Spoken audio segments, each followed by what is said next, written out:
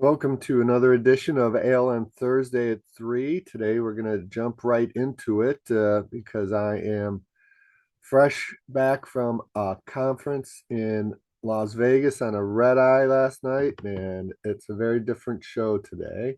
We're going to be talking about how the ASHRAE convention conference, there's seminars about the engineering technology, and then there is the AHR convention, which is huge halls filled with large equipment and pumps and things that you don't really think about too often, but are critical for the building to be running. Well, there is a great amount of interest in the concept of having the smart assets talk to each other, talk to the grid to establish a balanced load, and then to have the other smart assets, not just the HVAC ones, but using the HVAC assets as the example allows owners to understand what asset management governance concept can do. And we have a couple of members, many members who were there actually, and some of them are starting to work together. So we're going to be bringing on Kimono Numa, and he's with Onuma Inc. and Daniel Radin from Facile AI will be talking about what they're doing, but also talking about just the vibe of the show and what it means to have so much interest in the information from their assets as assets themselves. So, Kimon, if you can come on, and Danielle, I keep trying to promote you to panelist. Oh, but um, that is not going to work out apparently. So, Kimon, how are you doing? Good. How are you? Still recovering. Still recovering. That was quite a show. There was a lot of good energy around the initiatives that we have been working. The PAE pilot project, which your company was critical in having be the success that it is. PAE presented, thanks to you working some things out with the schedule. And that was very well received, what you're doing with the National Institutes of Standards and Technology and the PNNL, the Pacific Northwest National Laboratory. A lot of interest there. And I kind of want to start it with something that Rick Justice, who is executive director of our uh, partner association, the Coalition for Smarter Buildings, said that large equipment manufacturers were having owners tell them that they need to integrate with other manufacturers, that the information from their assets needs to be able to talk with each other, get their information and put it into a single dashboard. And that's exactly the issue that you found with the PAE pilot project.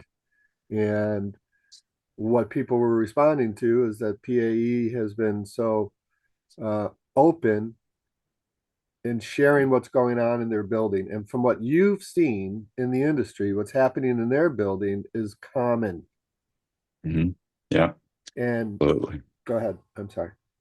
No, yeah, it's interesting because PA is the leading engineer, and they have a living building which won all kinds of awards. It's packed with technology.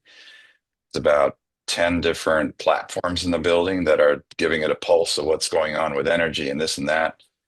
None of the platforms were talking to each other. Really none. They all had their own silo. Absolutely incredible stuff happening, no data coming across.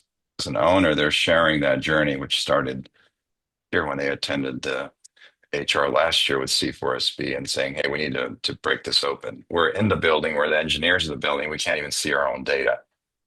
They shared that journey. It was basically about understanding the issue, understanding the technology. It's not a technology issue. It's a governance and a requirement from the owner saying this is no longer accept. I'm not going to buy systems that don't talk. Simple as that. And have you heard anything like Rick was reporting that owners were demanding their information from their assets? They've been demanding it for decades. They just haven't gotten to it. And they've been told the status quo way of doing it is whatever, manually system integrating things to each other and figuring it out and things with duct tape and whatever. Now I think the driver, and I think this was a theme that came over in many sessions, the pace of change has just dramatically changed, even on the development of standards. We started off with a BACnet gathering that was there that gave the history of BACnet. It used to take 5 or 10 years to develop a standard and start using it. Now it's down to months, if not days, in some cases. With AI, you can start connecting things. So we're using existing standards, building on top of that. And now the demand from the owners is the realization that, hey, we have AI and we have technologies to chat these things. Why can't we talk to our buildings? Oh, they're dumb. They don't talk to it. I think the demand it's more of a storytelling to the owners. The technology's been there. It's just been intentionally created in silos that don't talk to each other because that was a business reason for that. So from a business perspective, just shift the contract and say, we're not going to buy this stuff anymore. Open it up. And I think part of the reason why the owners are starting to ask for their data is they know they need it now that AI is here. Yeah. Have you AI and been? humans need it. Yeah. Yeah, that was an interesting thing. You were a panelist, and it was about you said that before we talk about artificial intelligence, let's talk about intelligence. Hmm. And I think that's a shortcut way of saying that with the tools and processes that we have now, your business process model needs to be revisited. Yeah. It That's needs a right. tune up. Yeah. Yeah, exactly. The business process model, if you're an owner, you know what you need to do when you're running a hospital or a school or a government facility. That's the business rules. Those rules are embedded in PDF or paper documents. You can use AI to kind of and stuff in there. But the original data was originally in some kind of data centric format, especially nowadays. And I'm architects, I'm coming from the BIM side, but I've been incredibly frustrated with the AEC community that intentionally takes that data and dumbs it down because they're afraid of IP being stolen or using it. That's the most dangerous place to be because essentially you're flat information in a format that's not. Hey, Hello, Danielle, Danielle. here we go. Hi, we But just, figured it out. Technology, man. yeah. So Danielle got to speak in more panels than she had anticipated to. Uh, what are you feeling about the vibe from the show, and what did you learn about what the market is ready for?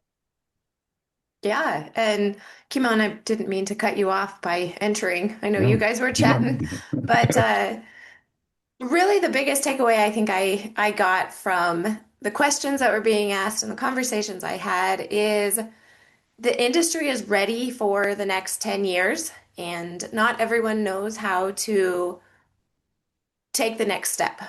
So really, there's a lot of questions of what do I do now? What is the next thing that I need to do? And so that's why I'm really excited about working with Kimon and working with yourself, because this really is a way to say, not everyone is going to have this figured out, but we're going to lead you in the right direction to the future. And a lot of that is getting connectivity to your systems, not having to pay $1,000 per point. Let's find other ways to really boost the technology in the buildings to propel us into the future. And when I was standing around the lawn mark um, and the Coalition for Smarter Buildings and Linux Foundation booth, what I was people were understanding when I said leaders have a line of sight to their asset information in a way that they haven't before, and that changes the game. And I think, Danielle, what you said about things changing and being willing to lead in the future is a perfect lead into what your company, Facile.ai and Onuma Inc. Have done right up to the show. And Kimon and Keith talked about it. So why don't we get into some of these things that leaders can actually do right now? So, Kimon, will you talk a little bit about what happened Yeah, to Facile.ai? let's just start with Fassel because as Danielle said, $1,000 a point is no longer acceptable because there's thousands of points in the building. It's only acceptable for the people that are selling the $1,000 a point, not acceptable to owners. Right, Right. right. So And that's number one. that's just for leaders, the executive briefing. The point is a signal connection, a point where you're getting a measurement from a piece of equipment. Yeah. Yeah. And in the PAE building, I think we counted 50,000 points. The $1,000 number a monthly number or a yearly number? I can't remember anymore. Either way, it's bad. Yeah. I think it was just for connectivity, so it was like a Okay. one-time connection. But either way, that It's bad. doesn't seem a fair Yeah. transfer of information. You get points that are held hostage. Hmm. That's number one. The second takeaway that D4SB and we've been doing together here is when you have 1 point or 10,000 points, you have to kind of know where they are to be able to even make a decisions. And that's where the overlap with building information modeling and digital twins, location, some kind of a map and saying, this point is here, that point is there. Therefore, there's a business rule that says this shouldn't reach this temperature, something simple as that, which it was not in the most advanced building in the world, living building, did not have that vision. I mean, that's to those that kind of The information, which ability. means Yeah, yeah. ability. Yeah, the data was there. That's the most interesting thing for the industry. The data is there. It exists. It's just in the wrong format. Now getting And they could access to have the gotten it. They were connected, and if they worked really hard, they could have used the way that it was set up to be. But they yeah, exactly. realized through the Linux Foundation's open source coding that there was the beginning of a way to connect them in a way that was easier and was open and allowed them to be able to serve many different clients in many different ways instead of just the one way they would have had to become a slave to.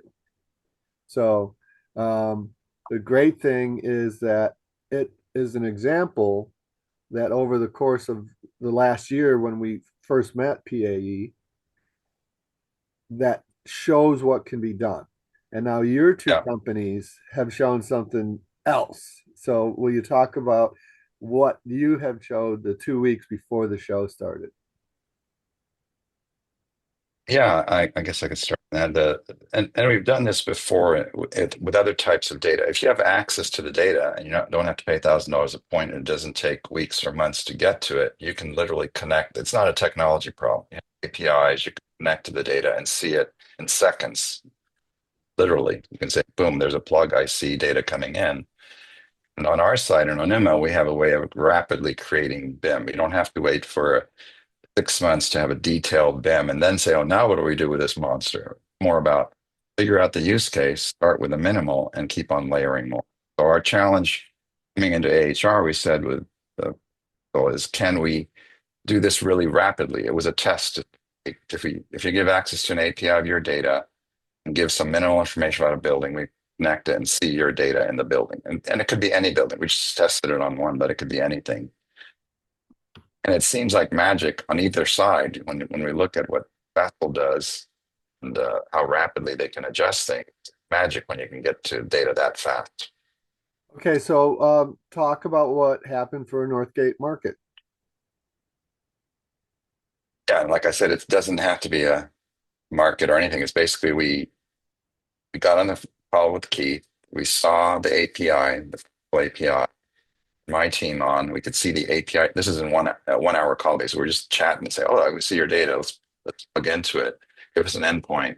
And now let's locate it on a map. During the meeting, we put it on the map in Onuma. Here's the building, here's the data. Within 24 hours, we had the detailed, not the detailed, first version of the model and the data associated with it. And then 48 hours later, we saw more data streaming in it. And now we have the first version of a digital twin. What I've heard over and over at AHR, a lot of these legacy systems make it sound like, oh, this is going to take months, or it's complex, we can't do it because it's slow walking the capability. There, that's the unfortunate thing. Technology is there to do it. It's just that the legacy way of doing it is months or years or never versus minutes or hours or days. Danielle, you were nodding vigorously when you were talking about people saying it's hard. One of the biggest, I don't know if it's a challenge, but there is an opinion that is a very popular opinion that we have to have perfectly clean and organized data before we can do anything with it, which it's a popular opinion. So I'm going to go against the grain right now and say, why? Why does it have to be perfectly organized and perfectly clean? Just start where you are, do something, take a step. And while you are doing something, hire someone else to go clean up your data. But take an action. You don't have to have the entire city built before people can move in. Oh, that's Just a good analogy there. do And Yeah. something. and what your companies did was take the information, the points, the data that's already flowing through, and then Kimon mapped it so that it has additional value, different use. And that took 2 weeks in, part time. It wasn't even 80 hours. It was just a lapse time of 2 weeks. Probably it was 5 or 6 hours, Kimon. Like that.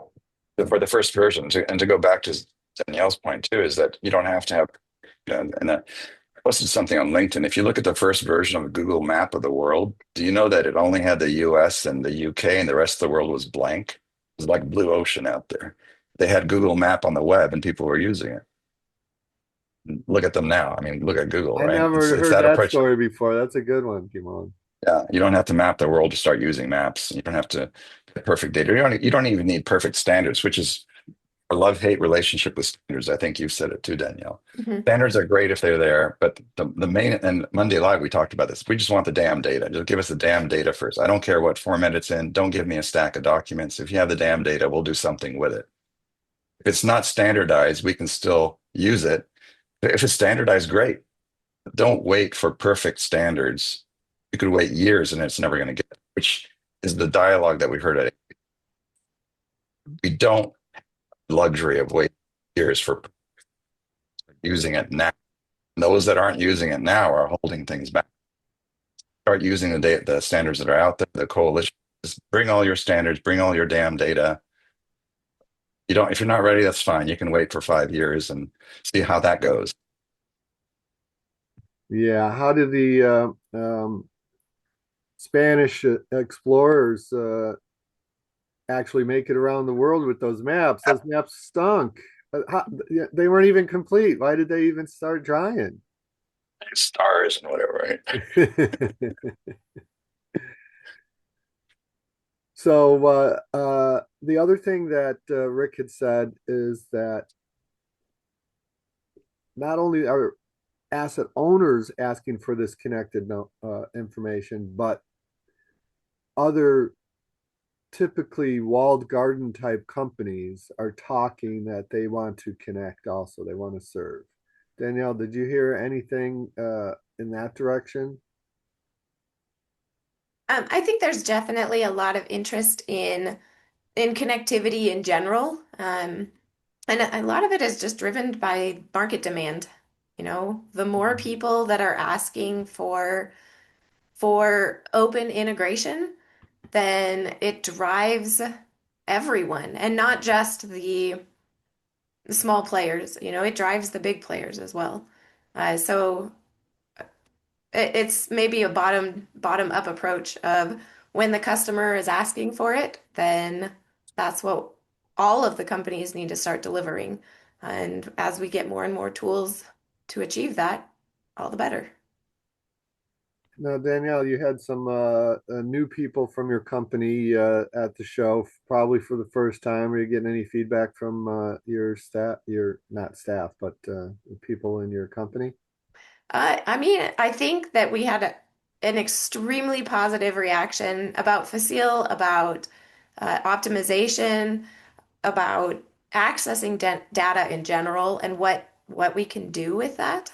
Uh, and I think that the positive feedback is definitely helping my team members stay committed and focused on the end goal that, we're not in this to just connect to one or two buildings. This is supposed to be a solution that can be worldwide and implemented quickly and easily, and layer other applications like what Kumon is putting on with using our API. Yeah, I was surprised when Keith told me how many countries you're actually working in. It's you've got quite a footprint. Yep. It's becomes a little bit pro or inhibitive when you've got to coordinate calls at 6 in the morning and then also at 10 p.m. at night, but it's Yeah, good. that's all right. You're Um, not waiting for getting all the countries in the world before you start, right? It's just like that Google Map thing. right, That's right. right. That's So, right. Kimon, there was quite a bit of interest from Japan.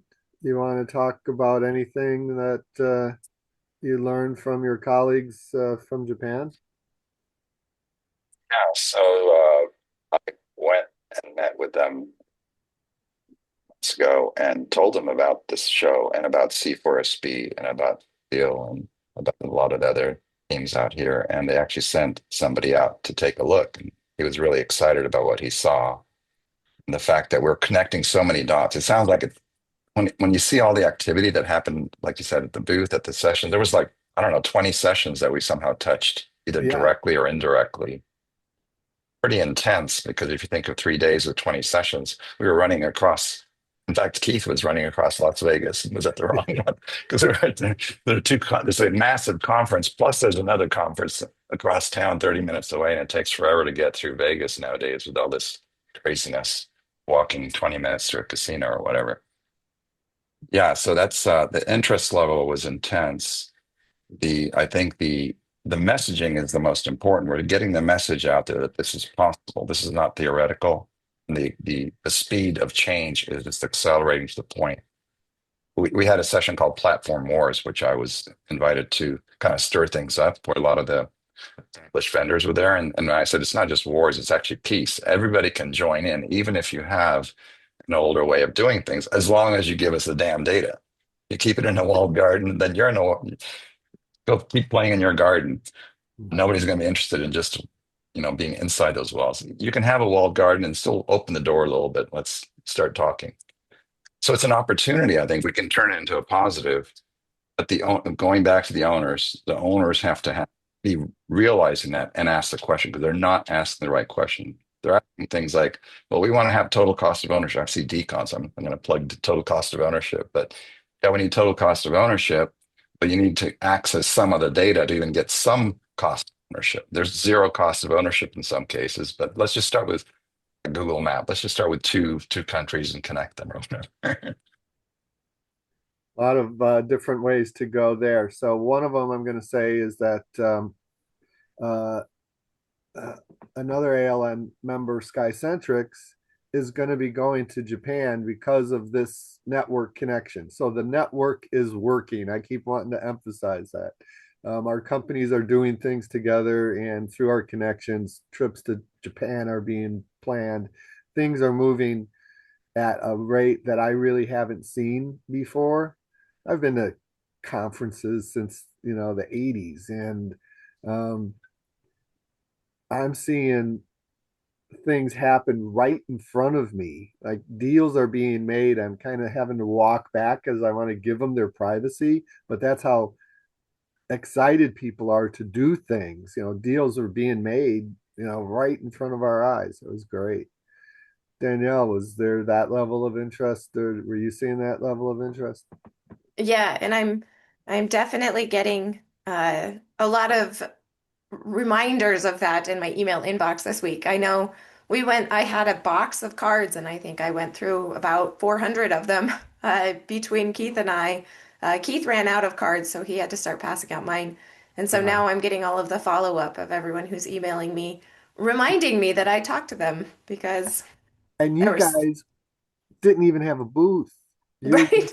You were just presenters. Yes, And yes. that was from the interest in your presentations. hmm Yeah. We did have four presentations, so I will say that Yeah. between all of the time on stage, we had plenty Good good of face time. platform time. Yeah. So then I want to mention something that happened while I was there, but it wasn't related, but it is related. Yesterday morning, before I went over to the conference, I had a call, an ALN executive briefing on insurance. And ALN members were talking to a large owner about the different ways that you can reduce your insurance through good asset management. And like the number one way is to know what you have. And it's like the insurance company is telling everyone to eat their vegetables also. It's just a simple eat your greens approach. And um, I think combining what we're doing with these large energy intensive assets and knowing, where they are, how they're performing and all that will be a good example for owners to handle all their assets in the same way. And we're working to tie that directly to insurance companies who are aware of asset management and therefore will create categories for rewarding you for doing the things that Kimon and Daniel tell you to do. Eat your greens. So while it Yep. And wasn't maybe directly related, the timing is perfect. it's an interesting thread because insurance and value of property and other types of business rules and information, in theory, and the BIM world makes this mistakes a lot of times, thinking that you have a BIM or a digital twin, you load all this data into the model. But with what we're doing at C4SB, we're saying it's a knowledge graph. It's kind of like a node graph, and that's what a lot of the presentations are about. That you don't have to know. We don't have to know how the banking system works, but we can use the banking system to get an Uber ride, or it's that kind of thing.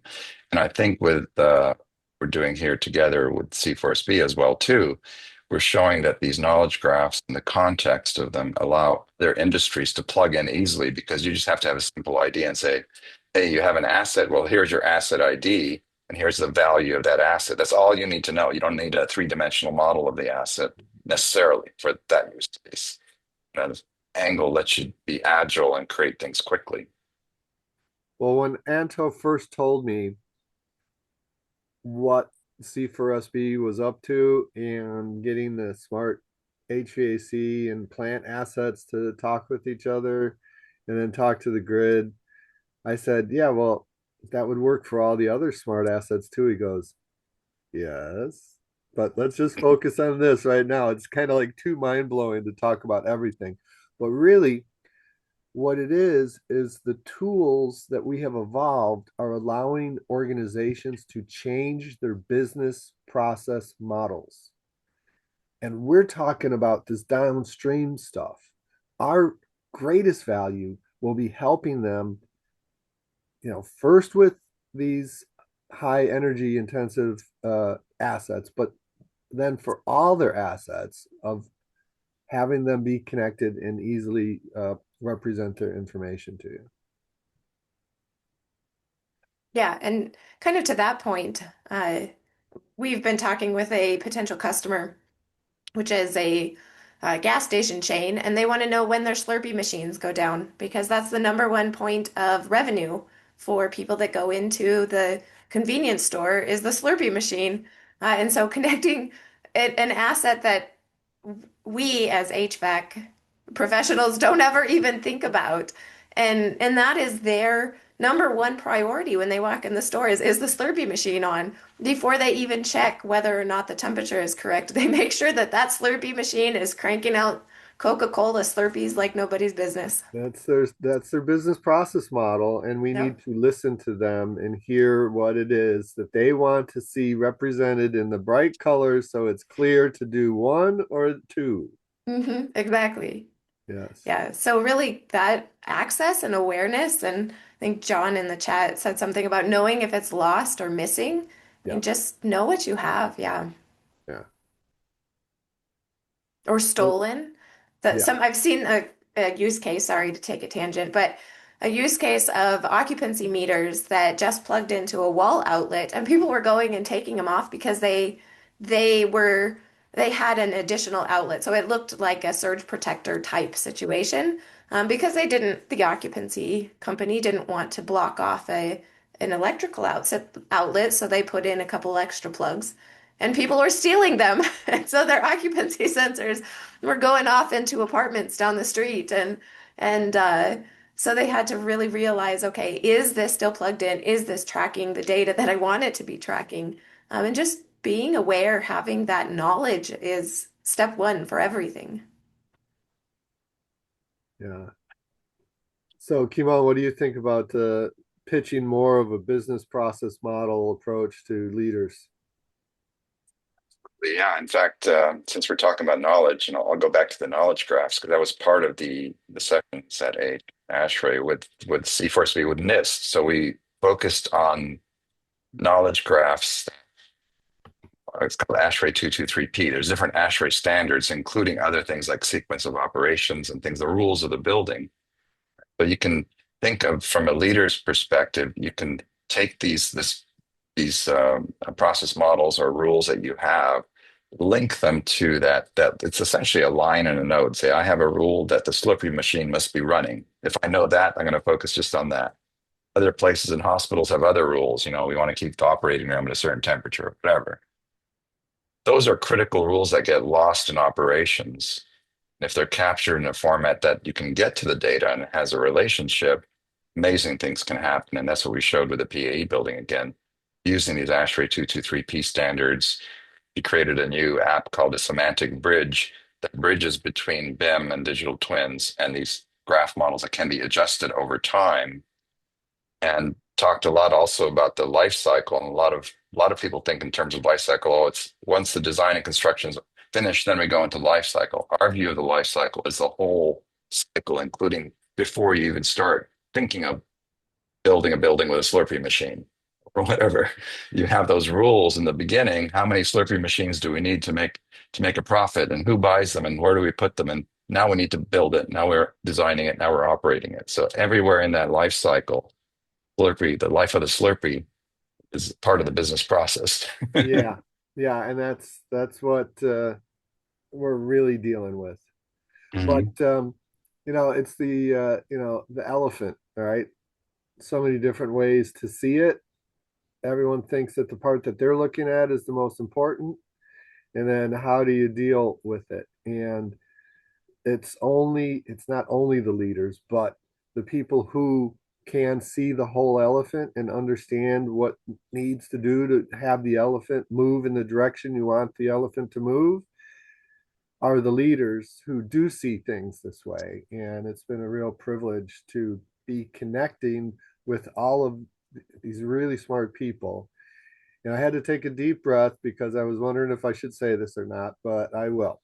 Last year, when Stephen Lothrop from PAE showed up at the AHR event where Anto was presenting, we met, we connected, and we went into a year-long launch for what was a really triumphant series of presentations on what can be achieved through open connectivity. This year, I met someone who said they have it's a really large company.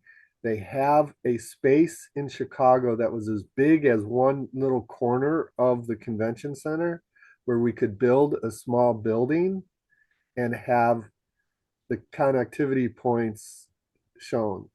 And next year, the ASHRAE conference and AHR convention is in Chicago. So I am going to see if the ALN can encourage that space to be used as a learning space for what we're all talking about and have it be part of the tours for the event. But we'll see if that happens. But I didn't know that we were going to actually pull off the pilot with Steven. So, and then I certainly didn't know we were going to pull off the pilot um, with Onuma and Facile.ai, in 2 weeks. So we'll see. Maybe more is possible than we realize. So Danielle, thank you for joining us. It was Yeah, so fun seeing you in person. right. Even though And yeah, yeah, had to ditch out quite early and ran around like a crazy person. yeah. And Kimon, uh, thank you for all you do. Everyone should know that in addition to his technology leadership, he has a master at video recording and was doing interviews with so many people, recording presentations, and there'll be a lot of very interesting content coming out of this show. And so thank you, Kimon, for all of that work also. Can I do a quick plug for Kimon really quick? Please. So we met you in California and you did a quick interview with Keith and I. And then he made a rap song using AI about our product. And we still play our Facile AI rap every once in a while during our meetings. It is the best product that I've ever had given to us. And I know that it was just a fun joke, but I really appreciate the fun little things that you do for your partners and your customers. So if you get a chance, work with Kimono Numa. There you go. Thank you. Yeah, we're We're leaders, but we're having fun doing it. And yeah. kind of that's what the show was. I'm so psyched about the positive impact that we're having, and it's really being seen and felt at a huge conference. It's very rewarding. So, thank you both for your involvement and participation in making this move forward. And thanks to all the audience out there because uh, you get it, and we appreciate sharing this with other small but impactful leaders. Thanks, everyone. Thanks, Mike. Bye for now.